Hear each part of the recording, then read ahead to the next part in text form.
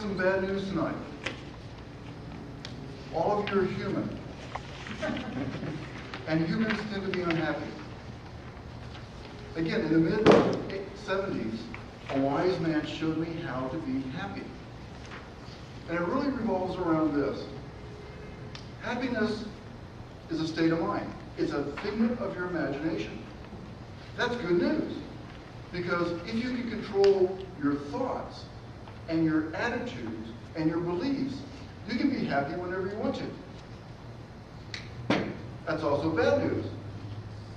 There's not very many humans who know how to control their thoughts and their beliefs and their attitudes towards things. Fortunately, this man gave me a tool, myself and some others, that showed us how to develop habitual attitudes of happiness. One of those tools I would like to share with you tonight. The tool combines money with a habitual attitude of happiness. I call this tool the dollar method. There are some handouts in front of you. There is a 2-page one that we're going to work with tonight. I'm going to introduce you to the dollar method, a personal happiness way to financial fulfillment. First, I'd like to talk about your attitude towards money today. As most humans growing up in America, our attitudes towards money today is you have one big money bag of money, and there's a label on it. It's called the money. And everything gets paid out of this money. Types of things that have to be paid out of this, of course, are the bills, and the rent, and the mortgages, and the food, and the doctors, and the gas, and the insurance, and more bills. So, on the first page of your handouts, I would like for you, as you're going through thinking about this, write down some of your personal attitudes you have about the money. Are you happy? Are you unhappy? What kind of problems do you typically have and typically feel about the money? Regardless of what you're writing, they can probably be summed up as not enough.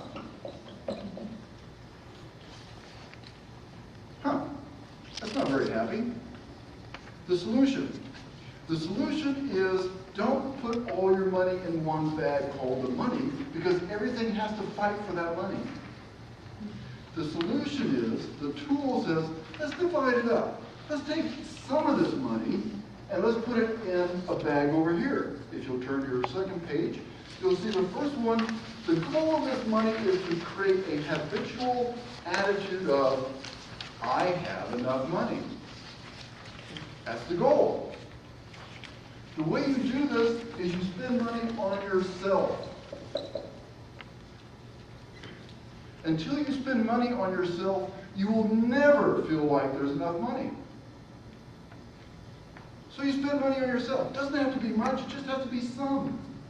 So every time you get a paycheck, you take a little bit of it and you set it aside and you give it a new label. You say, this is mine.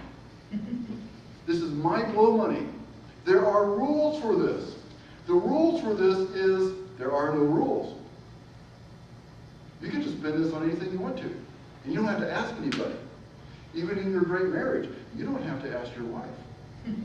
This is Scott's money. Scott can spend it however he wants to. That's pretty cool. But that's not enough. That just gives you a feeling of, I have enough money. The second goal is the second bag, to feel like I have more than enough money.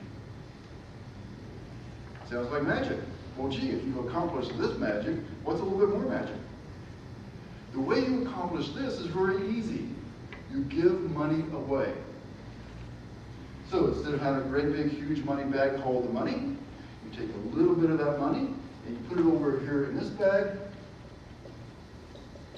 You put a label on it called giveaway. The goal, according to the dollar method, is to convince yourself that you have more than enough money. The best way to accomplish this, as far as the psychological mind trip that we're trying to do so that we can be luminescent and glow without being radioactive, is to take a little bit of money, get it in cash, Walk outside to the nearest sidewalk, lay it on the sidewalk, and walk away from it. I have more than enough money. I don't need that money. I have other money. On the other hand, giving away money is a lot of fun. So I don't recommend giving it laying on the sidewalk. I recommend doing fun stuff with it. The next magic bag. I want to have enough money tomorrow. Easy way to do that, you invest. You don't save it. Saving it is putting it aside so that you can spend it. Why you want to invest is you want money to make money.